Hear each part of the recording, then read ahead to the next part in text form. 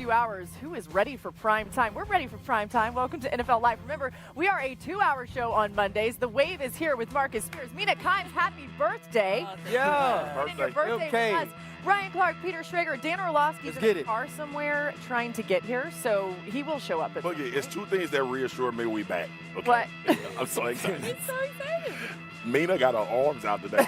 She been in the weight room. And Peter and RC, y'all know how it is. I put that suit on this morning. That button wasn't tight. Let's go. Hey, we got to keep our sugar count down. He said under 30 grams a day. Is that right? That's it, baby. That's it. Listen, we're so glad that we're here to be family together. And let's get back to Sunday Night Football, because this game, my word, maybe an early nomination for the best game of the year. Lamar Jackson, Josh Allen, just a couple MVPs, casually getting ready to go to open the season for them. Late third quarter is where we pick it up. Ravens up 27-19. Lamar looking deep for DeAndre Hopkins, a sensational catch, RC. Yes, D-Hop can do this. He can add that one big play for game. Tight coverage. We all know he has those 3X hands in those gloves. Big-time catch. Buffalo fans mad, hitting folks in the helmet. Early fourth quarter, the Bills go down 34-19. Everyone's thinking, all right, maybe they're out of this one. Second and goal, Allen fakes, keeps it, and scores because Swagoo, that's just what he can do. The Bills cut the lead to 9. That's what he does. You give him a little movement. He reads it, locates where his area is on the field to take off, scores a TD. And then ensuing Ravens drive, Derrick Henry answers right back. 46-yard touchdown. He's rumbling down the field. Ravens now up 40-5. Might want to touch it. Okay, 4 minutes to play. Same score, 4th and 2 from the 11. You're going to see Allen looking. He's firing one for Dalton Knox. It's tipped. Keon Coleman, though, Mina, comes up with an unreal grab. You'll see it twice here. Keon Coleman was huge in this game. Stepped up as the #1 receiver Buffalo's drafted. Bills down 40-32. So, woo, you hear that wind whipping, the Windy City. Windy City, nice. Next Ravens drive. Henry, he gets it once again, but Peter, this is where Ed Oliver had other plans. Ed Oliver was amazing last night, a former first-round pick. Derrick Henry had the perfect game until this play. An unfortunate turn of events for Baltimore. Here's the next play. Allen finding Jackson Hawes for 29. Of course. He used all of his playmakers. Hey, listen, when your third tight end is catching touchdowns, you're having a day. Now Josh Allen goes over the top, scores a touchdown.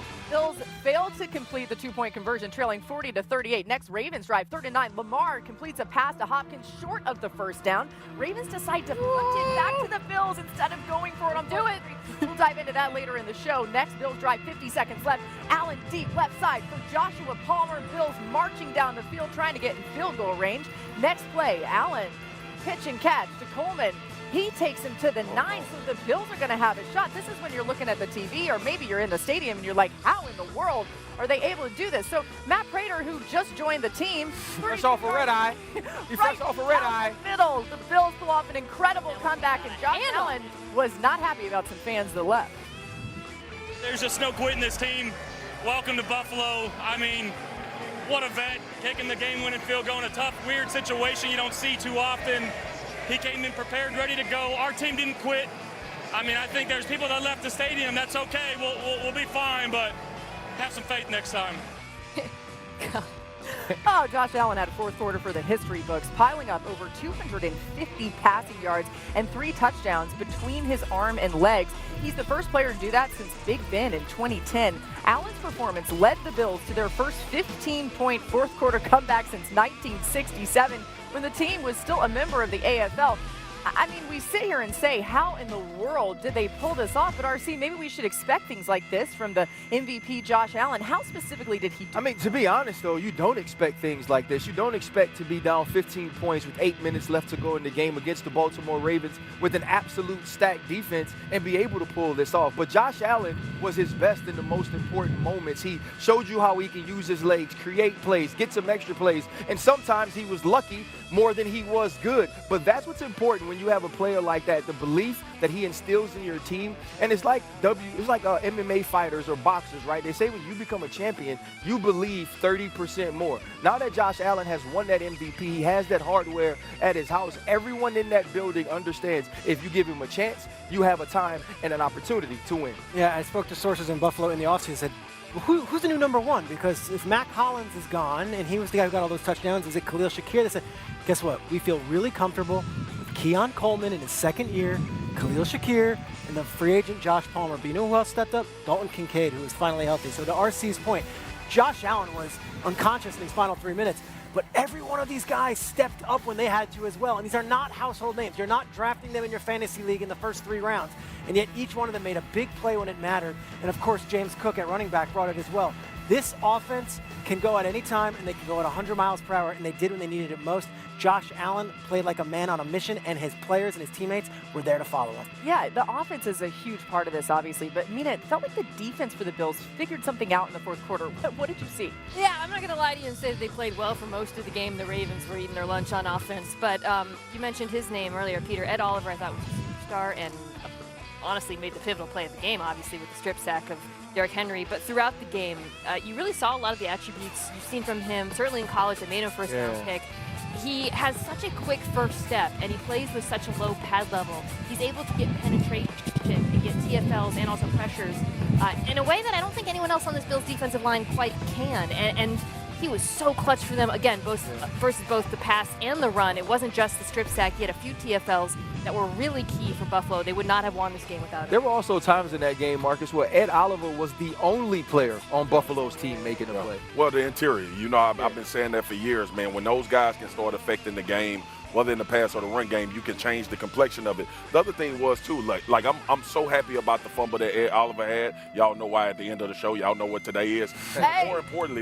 More importantly, the possession after the fumble, right? When Baltimore got the ball back, to get 3 stops and get your offense the ball back. Now, on the other flip side, what Todd Monken conservative, or you need to go get a first down. Regardless of that, you got to go get stops to put the ball back in Josh Allen's hands. I thought they did a tremendous job. They stacked the box. Obviously, there could have been some vulnerability there, but they made a decision, and they knew that Baltimore was going to try to churn this clock out, and they were able to go stop them on 3 straight plays, and they didn't go for fourth quarter, so they bad. I mean, the fourth down. So but isn't that the other thing, too, though?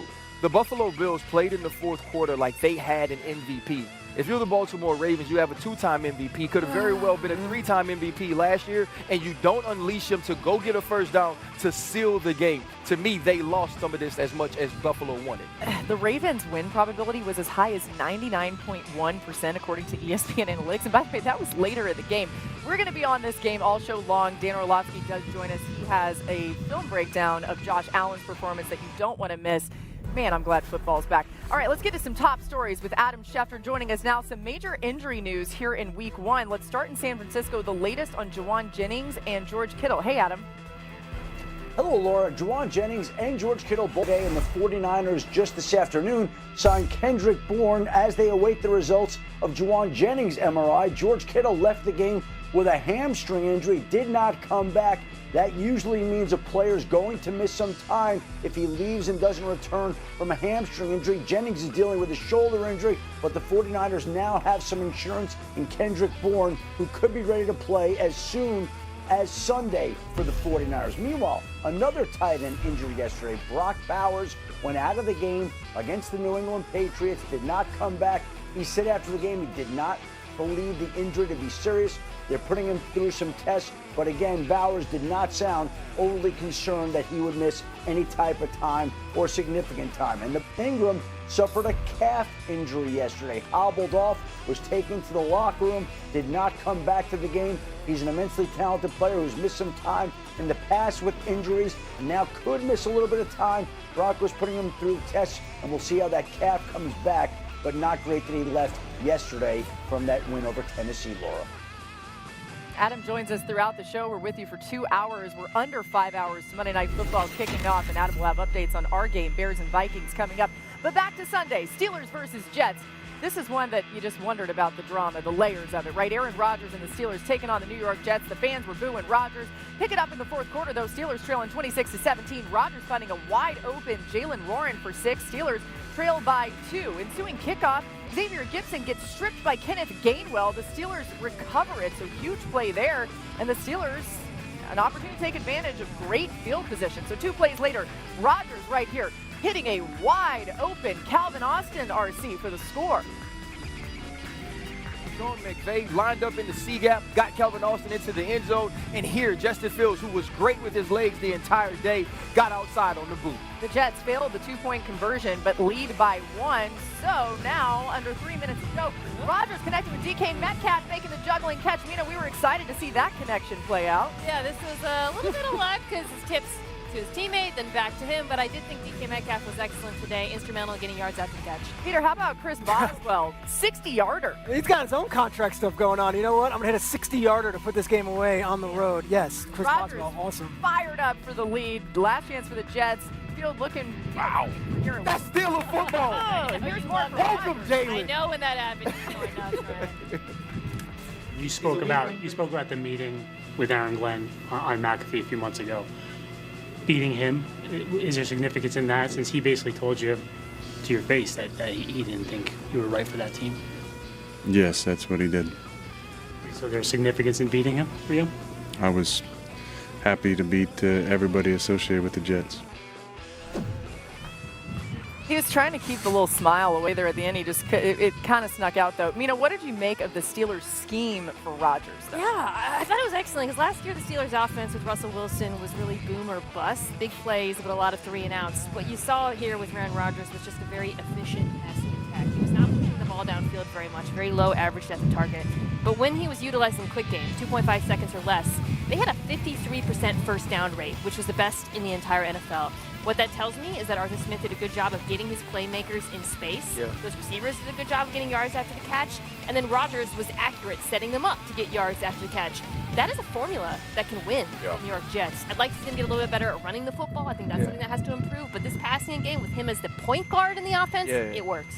The subtle pocket movement for me, the built-in movement from Arthur Smith, I think, one, to help the protection early in that game. You saw Quentin Williams get to Aaron Rodgers super early, but I think that's going to tremendously not only help Aaron, but help this O-line. Y'all remember I talked about it. I was like, I want to see if Aaron Rodgers can get out of harm's way.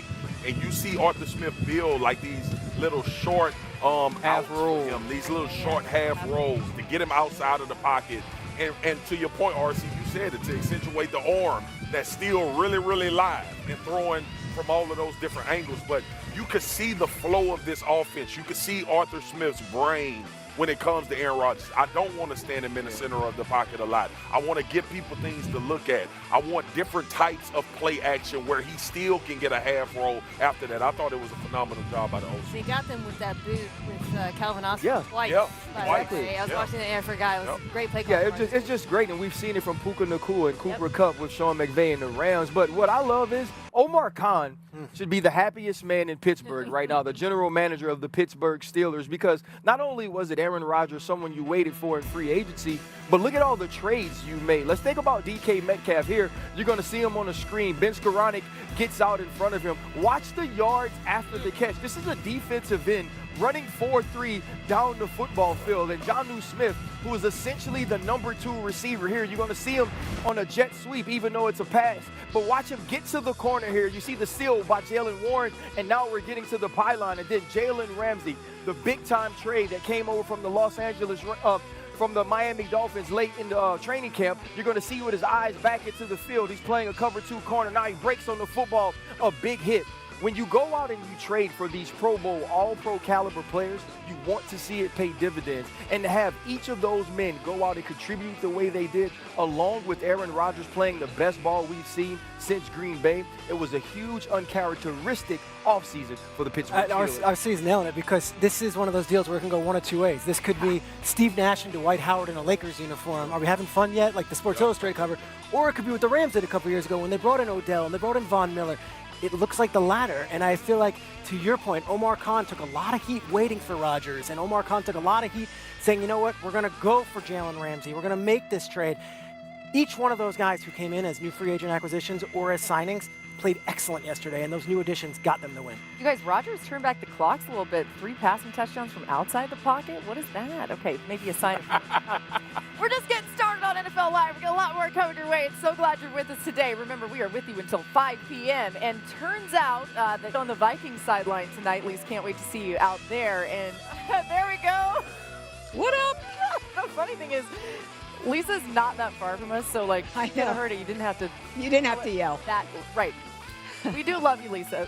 Let's talk about J.J. McCarthy because he's making his debut in the NFL in a place he's very familiar with. What was it like when you talked to him over the weekend? How was he? Well, just think about this, guys. The last time J.J. McCarthy played in a game that meant something, 20 months ago when Michigan won the national championship. That was in January of 2024. So you can only imagine how excited this kid must be for this season opener. He told us he was always going to be amped up regardless of where his first game back was played. But then you add in this setting. Soldier Field, the fact that he grew up a Chicago Bears fan just 30 minutes away from this stadium. And this NFL debut, it suddenly feels like a Hollywood movie, right? JJ said he's sure there will be a lot of emotions, but he plans to control those emotions by just focusing on being present, to focus on his breathing. And we already know from his college career that meditation is a big part of his game day routine. Now, McCarthy said tonight will be about feet and eyes, about attacking every play he gets on the headset, but also not trying to win the game on every snap. JJ said that the knee injury that cost him his rookie season is now completely in the rear view. He's 100% healthy, ready to go. His entire family is going to be in the stands cheering him on. Mom Megan, Dad Jim, who took him to his very first NFL game here at Soldier Field when JJ was 4 years old. Adorable. Jim McCarthy told me his son was just born to play football, and they all cannot wait to watch him play tonight. Just imagine what that family is feeling right now. They've got to just be so proud. You just gave me chills, Lisa, just thinking about it from the parents' perspective. I love it. We'll see you tonight on the Vikings sideline.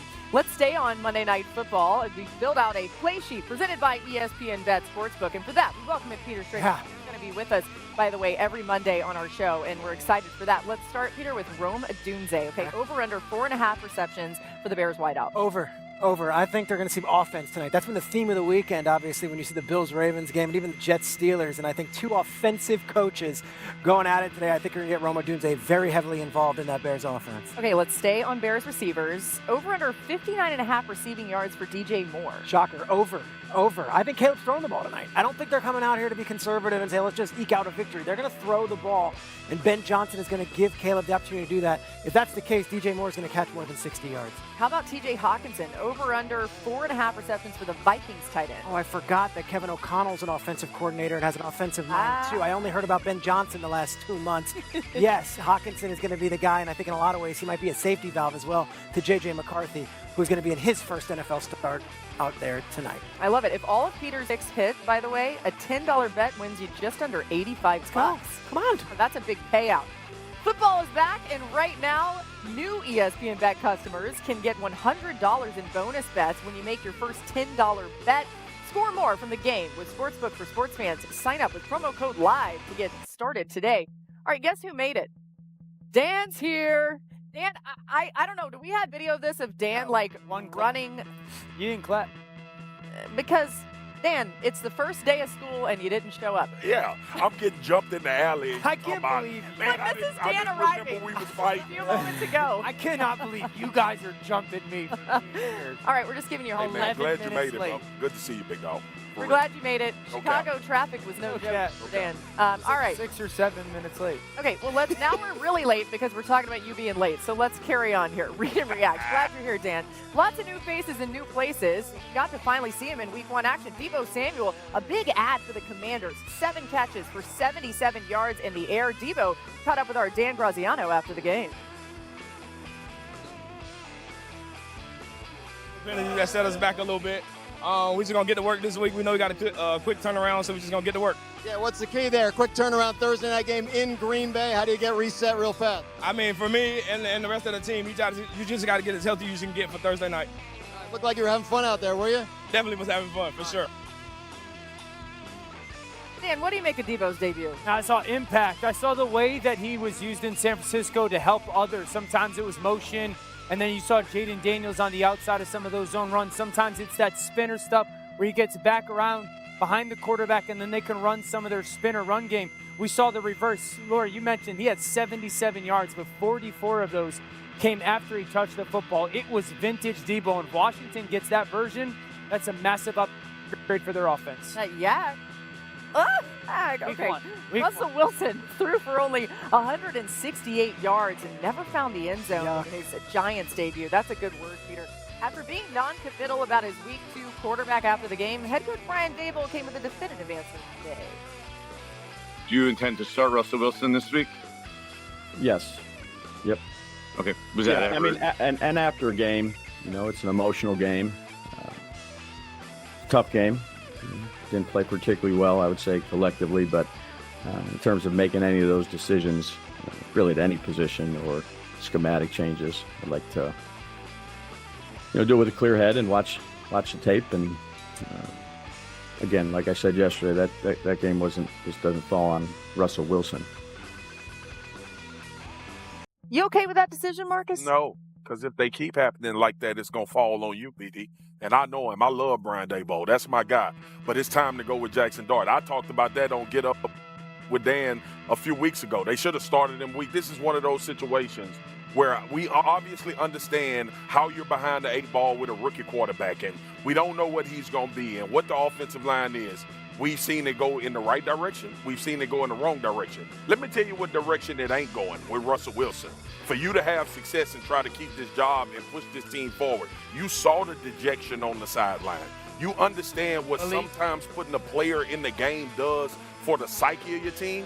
And believe it or not, my people, the psyche of your team actually manifests itself on the football field. Yeah. So hopefully they get to this kid as soon as possible and send a jolt through this locker room. Yeah, a dart, a jolt, yeah, something like that. All right, hey, here's the other thing. Giants at Cowboys this coming week. The Cowboys. Start Russ. They probably. There we go. I thought. All right, now listen, that's all you need to know at home. The Cowboys fan says to start Russ. Oh, baby. Still to come on NFL Live. So many great games. We're going to go to the Lions and the Packers facing off in Green Bay. This means, of course, Micah Parsons making his Packers debut. Picking it up in the second quarter. Packers up 10-3. 1st and 10 at their own 35. Jordan Love throws it deep up the middle to Romeo Doubs, Dan. I love the play-action pass, early downs, and Doubs on that post. The safety cuts the crosser. It's a great throw by Jordan Love. They come back the very next play and get that man-beating concept where the number 3 receiver, Reed, runs the wheel off the picket. It's an easy touchdown. Lambeau Leap and the Packers go up 17-3. Under 2 minutes to go in the half. Can the Lions get anything going here? Goff's pass intercepted by Evan Williams. Parsons there to pressure Goff. This is where Cowboys fans, Jerry Jones, look away. I don't know, maybe you didn't see. Yeah, it was. Probably saw. It was quick. Packers lead 17-3 going into halftime. Just over 4 minutes left in the fourth quarter. Lions down 27-6, 2nd and 10 at their own 35, and Parsons rushes, chases Goff down for his first sack as a Packer. He wanted that one pretty bad. All right, here's Micah Parsons after the game on his first time in Green Bay. I'm telling you, this last 6 months was super draining, super toxic for everyone. I mean, it's something that, I don't think no player should have to go through. I think players' fate should be decided earlier. I think the fact that I was traded a week before the season, it was really outrageous and rough. The trade is done. We got to win. We're 1-0. Now I'm around some really great guys, really great organization, really great fan base, and a really great football team. So now we can put all the nonsense beside. Let's talk about Micah's debut, RC. What does the tape show you? Well, the tape shows me that he was impactful beyond the numbers. And obviously you can hear it in the stadium. Rashawn Gary talked about how excited the whole team was to have him in the locker room. But when you watch this tape, he was a part of so many big plays. Here, we saw the Evan Williams interception, but it was Micah's rush on Penei Sewell. He goes up the field and gets inside right away. He's going to put pressure into the face of Jared Goff. Jared gets it out of his hands. Great catch by Evan Williams. Oh, you know why the Cowboys got better? Because they can stop the run. Well, maybe Micah Parsons here taking on a chip, standing up Penei Sewell, one of the best offensive tackles in all of football, and putting him on his butt for the tackle for loss. You want to talk about putting your foot in the ground, keeping the edge, standing and getting out, putting someone on the ground, and the physicality to continue to hustle so the ball is contagious. And if you ever watch TV, National Geographic, and you've seen the lion, talking gets sprayed. Sometimes it's a big gazelle, sometimes it's a giraffe, sometimes it's a zebra, and sometimes it's a golfer. Jared Goff gets hawked down, and now we see Micah Parsons pointing into the crowd. when you have this sort of excitement, this sort of energy, this sort of athleticism that you add to a defense, I believe it helps everyone get infinitely better. And we saw that yesterday from Jeff Hafley and that entire defensive crew. You said one word there that stood out to tape, or to me on tape, was contagious. When I watched the defense run to the football yesterday, it really felt like I was watching the Eagles defense of last year. Wow. That was like a calling card for the Eagles. It was always like, why do they run to the ball and tackle better than everybody? And you would watch the end of the play and there'd be 6, 7, 8 jerseys at the football. And it felt that way against Green Bay. And I agree with RC, like the impact was bigger than just the stat line. Look at the amount of people for the Packers defense that is running to the football in comparison to the jerseys of the Detroit Lions. The color difference is insane. And I think the juice, the expectation, the vibe, we've got like one of those game changer dudes on our team. Like everybody fly to the football. It's also like he's an eraser. Hey, Jordan Love, you throw the pick, he'll erase it. Like I just believe that defense has a new level now. And he only played 29 snaps. This defensive effort from the Packers, I would argue, is as impressive an effort yesterday from any unit in football. And Hafley's team, they had 9 tackles for a loss. He had 4 sacks. Jahmyr Gibbs averaged 2.1 yards per carry. Jahmyr Gibbs, one of the most dynamic players in the sport. They tried getting him going. He had 10 catches. And how many yards? He had 30. This was an absolute team effort on the defensive side of the ball. And Parsons brings the energy and might not have filled up the stat sheet, but was all over the field. But I like the guys like, Packers fans say Lucas Van Ness is a bust. Lucas Van Ness was awesome. They moved him inside yesterday. Quay Walker's a bust. He was awesome yesterday. Cooper. RC mentioned Evan Williams, Edgerrin Cooper. These guys were all over the field. And when you get all 11 players together, that's the Micah Parsons difference. I'm going to elevate everybody's game. Edgerrin Cooper, I'm telling you. He's a baller, though. All pro. Oh, I agree. He's 12 tackles. Unbelievable in this game. I think you saw with Detroit on the flip side what happens when they can't run the ball effectively. This was an offense last year that had the shortest distance to go on third down of any team in the football. Yesterday, they were bottom 10 in terms of distance to go on third down. Jared Goff was put into obvious drop-back situations where the interior of the offensive line couldn't protect, but it all started with the Packers' run defense, Jerry Jones' favorite thing in football. Good line. That's going to be it, because so much of what they do is predicated on having run-pass conflict on every down. If they can't create that on third down because they're put into third and longs, you run into trouble. I think they'll be better running the football against other defenses. I think this is as much about the Packers defense as it is about the Lions, but you're a little bit concerned after this first I'm very concerned if I'm the Lions. There was one play that you said a word, conflict, where the defense looked to be in conflict to me. I mean, this was an offense in Detroit that always gained advantage schematically. Always. There was so much to look at and pay attention to, and there was easy stuff. Yesterday, everything was difficult. And yes, I agree with Hafley, and you saw a sprinkle of some of the stuff they'll get to.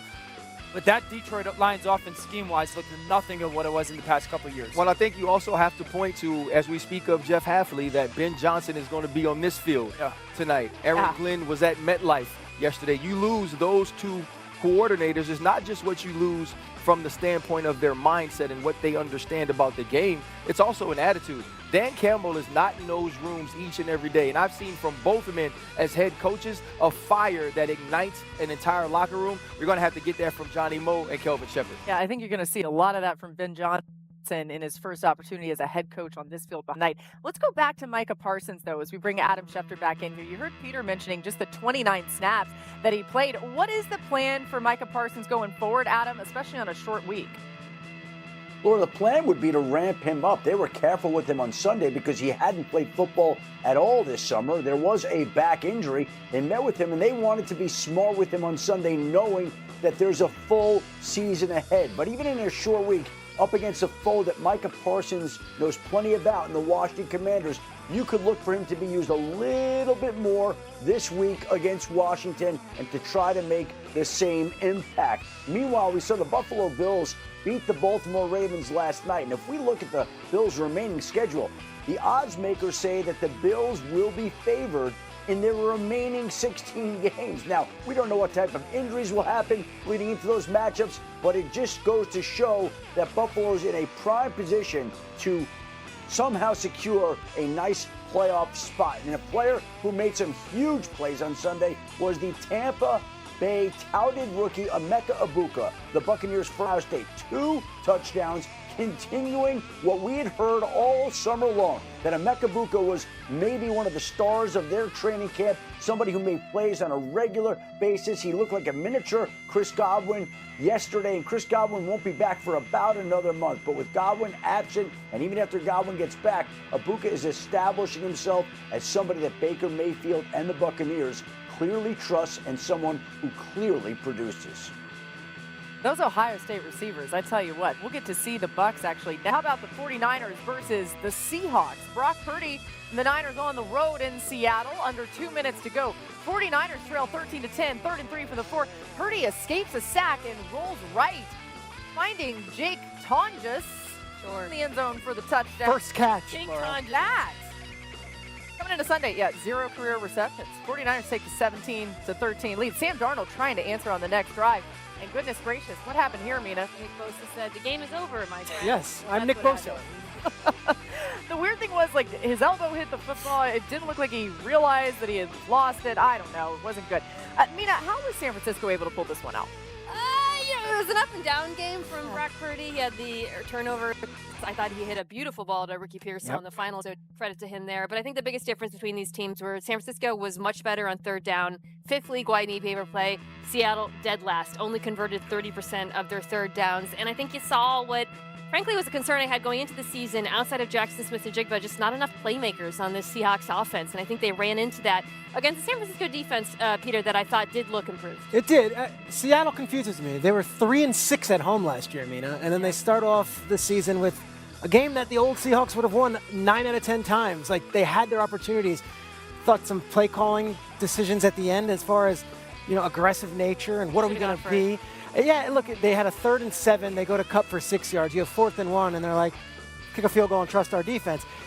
In the same division, the Rams were home against the Texans, and it was like 3rd and 8, let's go. And McVay gets the completion from Stafford to Nakua. So I feel like Seattle had a million opportunities here, and they just couldn't put them away while San Francisco made the plays when it mattered. All right, let's continue on with some more highlights. I want to get you guys' thoughts on this game between the Bucs and the Falcons. This was a wild game at the end. We'll get there in a minute, but how about Michael Penix and the Falcons getting ready to go? We picked this up under 3 minutes left in the game here. This is where the action really started. 4th and goal.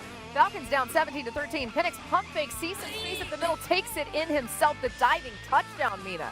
The Space Jam. I didn't think he had it on the replay, and he never touched the ground. Really athletic play by Penix. Here's Baker Mayfield to Emeka Egbuka, the go-ahead touchdown. Peter, he is just money. He's awesome. Both players are awesome. Baker was a dog yesterday, and so was Egbuka, but this guy, Penix, did not go away. Yeah, finding Ray McCloud, who stays in bounds, gets pushed around out at the 50 there, and then the Falcons would get in field goal range. Youngway Koo set up for the 44-yard field goal to tie it. Koo's kick is no good. It goes wide right. So the Bucs sideline fired up because they win this one 23-20. Baker Mayfield had a great time throwing to the rookie and the vet, seeing a ton of success when targeting Mike Evans and Emeka Egbuka. He averaged nearly 8.5 yards per attempt when throwing their way, a number that would be a career high for Mayfield. However, that number dropped to just 2.7 when targeting the rest of the team. Again, Chris Godwin will be back at some point. But RC, what did you make of the Bucs comeback? Listen, the thing I learned about the Bucs yesterday is they have a future at the running back position and the wide receiver position. Bucky Irvin was on the ascension throughout the end of last season, and we saw him pick up right where he left off. But to have that level of trust in Emeka Egbuka already from Baker Mayfield is huge. You go back to the first half, Baker Mayfield's first big pass is the dig to Emeka Egbuka. He catches the football, runs it into the end zone. And then now matched up one-on-one with A.J. Terrell, the number one corner of the Atlanta Falcons, to say to yourself, I'm going to stand in this pocket, stand in the heat, deliver this ball, and all hands catch for a touchdown. And at the end of the game, you can just see the young playmaker saying, let's go. It's a big-time win for Tampa, and they have a start. Yeah, my high times change. Look, Baker Mayfield I'm sold on Baker Mayfield. Like, whether it's him putting up prolific numbers or whether him being there at the end.